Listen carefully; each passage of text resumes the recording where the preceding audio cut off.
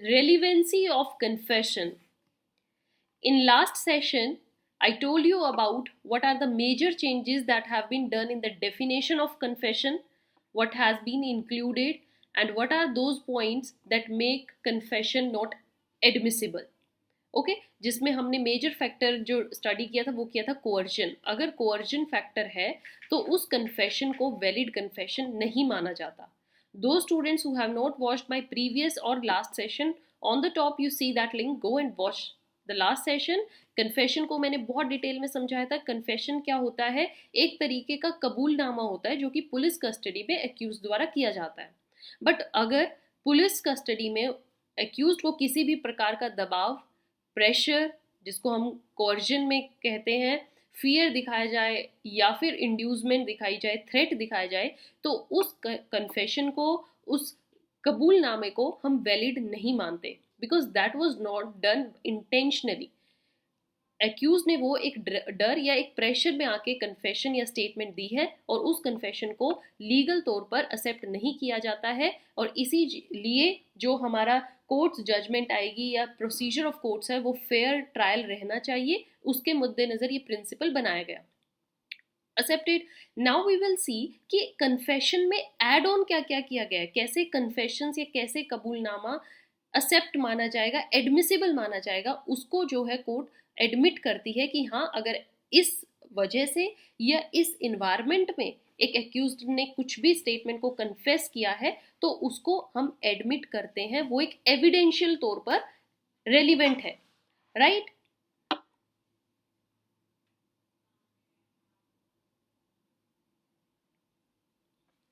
So let's start the relevancy of confession, or we see those points in which confession is relevant and admissible. Below is our mail address, dear students, learnwithnishman@gmail.com, and this is our number 8882089998. You can freely call us. Those who have not subscribed my channel yet, go and subscribe it first of all. Press the bell icon for more updates, for many updated videos with new topics.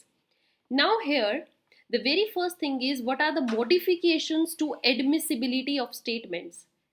Statements को admit जो किया जाएगा court में, उनमें क्या क्या change आया है, क्या क्या मॉडिफिकेशंस आई हैं. अगर हम भारतीय साक्ष्य अधिनियम में देखें और कंपेयर करें इसको इंडियन एविडेंस एक्ट से, तो इसमें क्या क्या modification I. So BSA, Bharatiya Sakshya Adhiniyam, make changes to when a confession matters in court. Means when a confession is accepted in court, कब वो एक्सेप्ट किया जाएगा. सो इंडियन एविडेंस एक्ट ने क्या था, कुछ रूल्स बनाए हुए थे.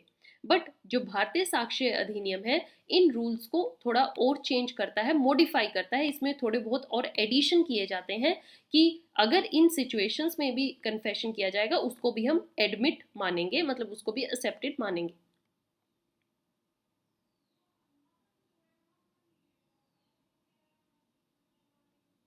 It covers confessions under private promises, lies.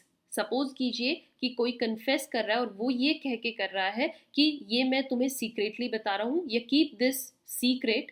Okay, this is a private promise कि आप ये इंफॉर्मेशन किसी के साथ शेयर नहीं करोगे, and I am just sharing it with you. Lies, आप झूठ के बहाने उस स्टेटमेंट को बोल देते हो. और when the person was drunk, means drunk situation में भी अगर आपने कोई स्टेटमेंट ऐसी एक्सेप्ट कर ली है, कन्फेस कर ली है, तो कोर्ट एक पूरे केस को जज करने के लिए उस स्टेटमेंट को एक्सेप्टेंस में शामिल कर सकती है. So it also counts means add किया जाती है दो statements which are made without needing to answer the questions. बिना क्वेश्चन पूछे गए अगर आपने कोई स्टेटमेंट तब भी बोली है, कोई आंसर दिया है जिसके रिगार्डिंग पूछा भी नहीं गया था, वो भी एक कन्फेशन है. सो भारतीय साक्ष्य अधिनियम says not warning about a confession doesn't mean it doesn't count. हमने देखा था कि पहले क्या होता था, पुलिस श्योरिटी के साथ ये बता देती है एक्यूज्ड को कि if you make such and such statement, might be you will face difficulties regarding that. Might be उसकी जो प्रिकॉशन, जो भी उसके प्रिकॉशंस होंगे या कोई भी चेंज होगा वो आपको फेस करना पड़ सकता है. बट अगर ऐसा कोई भी अवेयरनेस कन्फेशन देने से पहले एक्यूज को नहीं दी गई, वार्निंग नहीं दी गई, तो ये नहीं माना जाएगा कि ऐसा वार्निंग नहीं थी तो ये स्टेटमेंट भी हम एक्सेप्ट नहीं करेंगे, वो एक्सेप्ट हो सकती है. So these changes help courts look at evidence Fairlie. इसलिए ये चेंजेस आए हैं। देखिए कितनी चीज़ों को ऐड ऑन किया गया, पहले इंडियन एविडेंस एक्ट में ऐसा कहीं पर भी नहीं था। So they make sure all the aspects of confession and are considered. सब चीज़ों को मद्देनजर रखते हुए ऐसे कन्फेशन शायद कुछ उस पर्टिकुलर केस में इम्पॉर्टेंट साबित हो, दैट्स वाई ये कन्फेशन ऐड किए जाते हैं।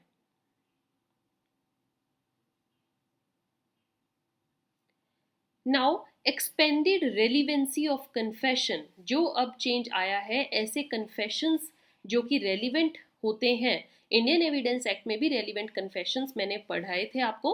जो स्टूडेंट्स वो सेशंस नहीं देख पाए हैं, ऑन द टॉप आपको इंडियन एविडेंस एक्ट की कंप्लीट प्लेलिस्ट मिल रही है, इसको जाइए और सारे सेशंस कंप्लीट कीजिए, क्योंकि यहाँ पर मैं ओल्ड वीडियोज से लिए गए जो भी एक्सट्रैक्ट्स हैं उनको ऐड नहीं कर रही हूँ, उनको मैं नहीं दिखा रही। इसका मतलब ये नहीं कि वो सब नहीं है, आपके सिलेबस में वो भी हैं।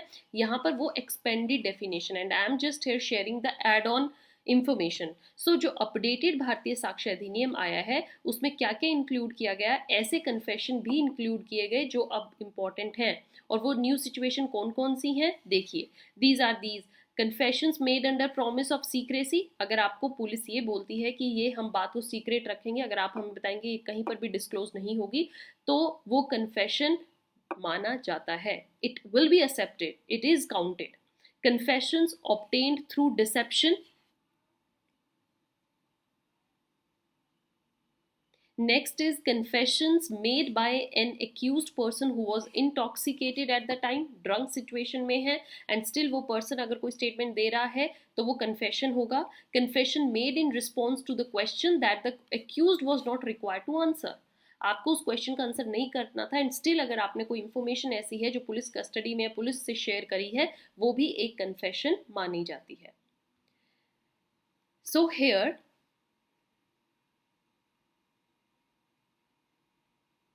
in addition, Bharatiya Sakshya Adhiniyam says not telling someone their confession might be used does not always make it unimportant। ऐसा नहीं होता है कि कन्फेशन जो कि आप नहीं दे रहे हो किसी को तो ये मान लो कि वो कन्फेशन ही नहीं है, वो इम्पॉर्टेंट ही नहीं है। दिस गिव जजेस more leeway in deciding on the use of such confession in trials. वो उस कन्फेशंस को यूज करके एक पर्टिकुलर नतीजे पर पहुंच जाते हैं। बीएससी ने इस स्टेटमेंट को, इस पर्टिकुलर कन्फेशन के दायरे को बहुत बढ़ा दिया है। नाउ रेलिवेंट कन्फेशंस में और भी पॉइंट्स ऐड ऑन किए गए हैं as we read above। they help in deciding if confessions can be used in court, and this shows a deeper way judges can view each case's specific details। minor से minor detail को check किया जाता है, शायद ये confessions particular जो information है उसको निकालने में हेल्पफुल साबित हो। So with this, dear students, I hope this expanded version of relevant confessions helped you and make your information more broad। अब जो ये एडिशंस किए गए हैं भारतीय साक्ष्य अधिनियम में, आप इनको एड ऑन अपने सिलेबस में भी करते जाइए, अपने नोट्स में लिखते जाइए। This will very important for your next coming exams। Till then, keep watching, keep sharing, don't forget to subscribe। Have a nice day, thank you।